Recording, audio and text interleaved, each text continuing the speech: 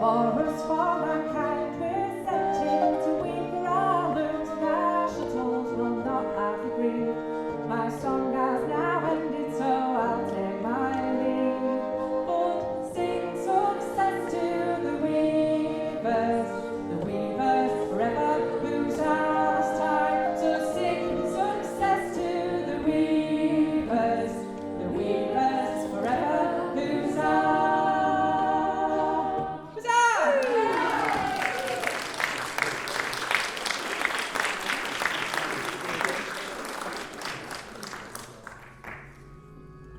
I think folklore is all about the stories we tell and the stories that have particular meaning and resonances about who we are.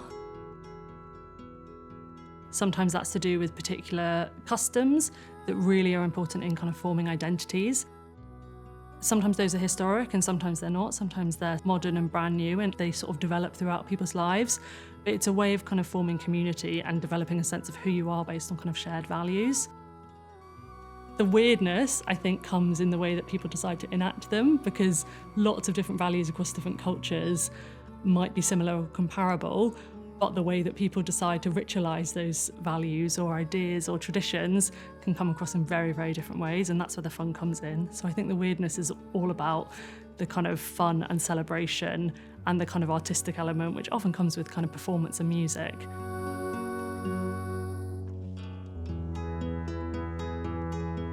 I have a particular soft spot for folklore. Working with the Folklore collection was something I was especially excited about, so it was great to have that opportunity. There's so much rich material at the Portico collection, and what's been so wonderful about this whole experience has been working with the critical friends, getting them excited about the collections that we have here, but just hearing what they have to say and how we can explore what's in these books, how we can utilise them for exhibitions and events. So many of them, including myself, we all come from working class backgrounds. And so it's been really great kind of delving into the books related to folklore and local history and dialect, and just hearing those working class voices, those northern working class voices, dialect from Rochdale, dialect from parts of Lancashire and Yorkshire. And it's been, so wonderful having those discussions and thinking about regional dialect and specific words from specific parts of Lancashire and Yorkshire, which are not always heard in institutions such as the Portico, which seem very sort of grand and lofty. And it's been quite good fun to kind of use some of those words which I perhaps haven't used in a long time in a professional context, to have that excuse. I got involved in the Portico through TikTok. I did a post basically complaining about how few opportunities I felt there were for working class writers, but also a misunderstanding of the arts for working class people. Alice, who works at the Portico, saw the TikTok, commented and said, "I'd love you to come into the Portico." And we chatted a bit about the project and what the ideas were. And from there, we kind of spoke about doing workshops, and here I am.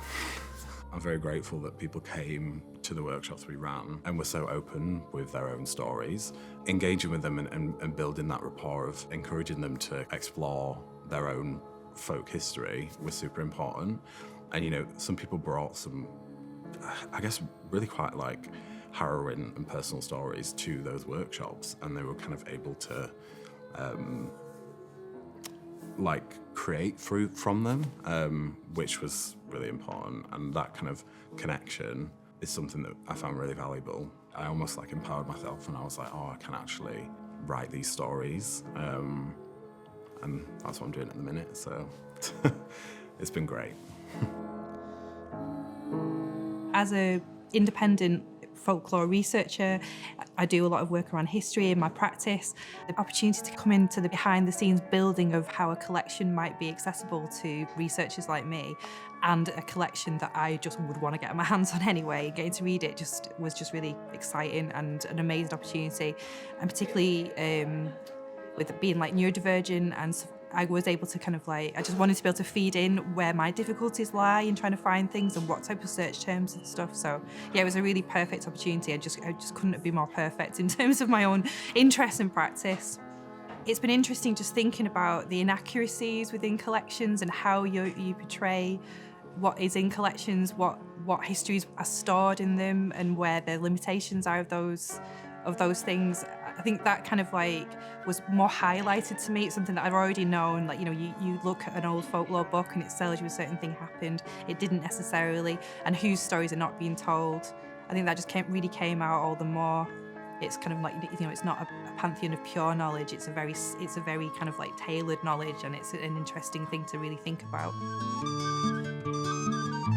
So I had an anxiety dream about Weird as Folk because Appapat showed me the green that she was going to paint, all the volunteers were going to paint, and I had this dream that I was like, it's so bright, Appapat, it's so bright, I'm not sure. When it went up and we transformed the space into this like bright green, I was like, no, do you know what? It really works. And it really worked with the trees the volunteers had made, which I must admit was, you know, I think when I said this to Appapat, she was a bit like, oh God. But then she had the maypole and the colours of that and the shadows of that. Yeah, the space just, you know, I loved, you know, it was just such a joy for the summer, I think, particularly.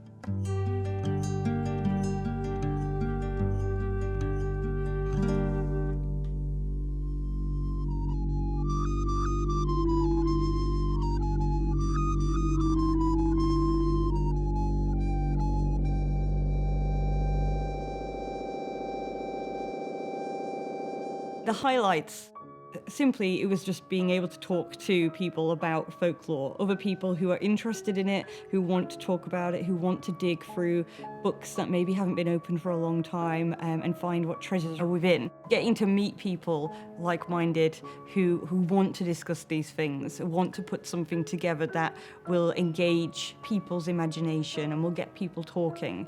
So just the discussions that have come out of it have been wonderful. I've met some lovely people. The excuse to come into this beautiful building a few times has been really, really nice. What I'll take away with me really is the importance of looking into your own local history, not thinking that things that are interesting necessarily have to be another community, have to be another place. There's so much at home that's fascinating and that you can really do some digging into. As interesting as the rest of the world is, I think I've really learned how much there is in Manchester to get stuck into. So I think a lot of collections in libraries are considered to be quite static. You know, they sit on shelves kind of gathering dust, maybe get cleaned occasionally, but only sort of come to life when actually a researcher might find out it exists or request to access it. Collections that are truly dynamic are ones that will continue to speak to people kind of in the current day and in the future, and can speak to people in different contexts and different settings. So they're not just there waiting to be requested, but actually they're kind of brought off the shelves and proactively kind of shown to people who maybe might not expect to see them, or might not know that they existed, or might not think that they contain any ideas, information, illustrations that might be relevant to them. So I think dynamic collections, and particularly book collections, are collections that really do kind of spark ideas and bring people to life as well. A lot of the dialect poetry that I've been drawn to is about the landscape of the Northwest. Growing up in East Lancashire and feeling like sometimes your voice wasn't always around in mainstream media and that you didn't really see yourself represented. Being able to then find some poetry, even though it's from like the 1870s, 1850s, and it's talking about that moorland that you have spent hours and days and years of your life interacting with, and nature, heather, the hills, the ferns, and they're talking about it with complete passion. That's what really drew me to that dialect poetry in the first place. So it was about having a conversation with somebody from like the 1800s who actually understood something from your perspective. I think it's that passion for landscape and that kind of unique part of nature that is from this area. I grew up going to libraries and loved going to libraries. When I got started as like a poet and writer, I never considered it being my space to work in. It always feels quite serious, kind of saying, you know, I'm researching in a collection. I think the approach of kind of working on this project, and everyone I've met through the Portico, has just been like so open,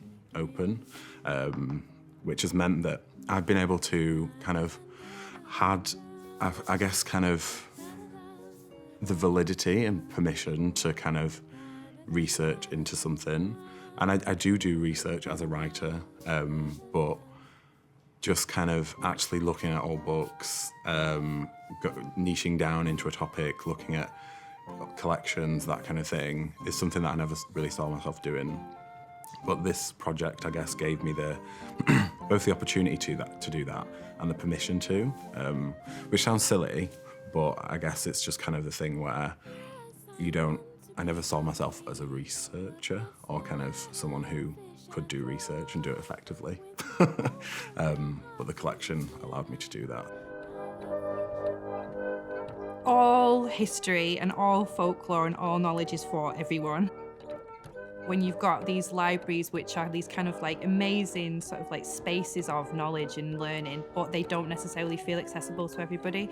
So when you bring in participant-led programs that allow people to kind of open those books and open that knowledge out, or stories, if it's not necessarily knowledge, but stories out for everybody, then it can only lead to more engagement and more interest. So I think it's a really important way of kind of like cracking open those doors. Like, it's not just about ringing a bell and can I come in, and who's got the bravery to do that. It's about kind of saying you are all welcome and this is for everyone. So yeah, I think it's really, really exciting.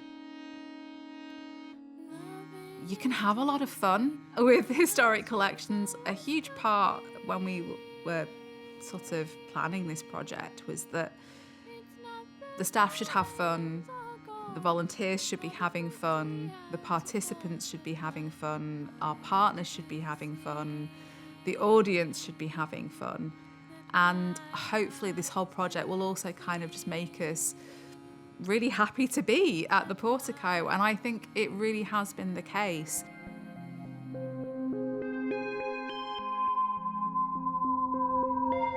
I think it's been really successful in showing how a historic collection, a folklore collection, can be incredibly relevant to people today, to a wide range of people, so not just one particular community, but anybody who happens to walk past the Portico, they could come in here and find something that resonates with them, because folklore is so wide-reaching and so subjective.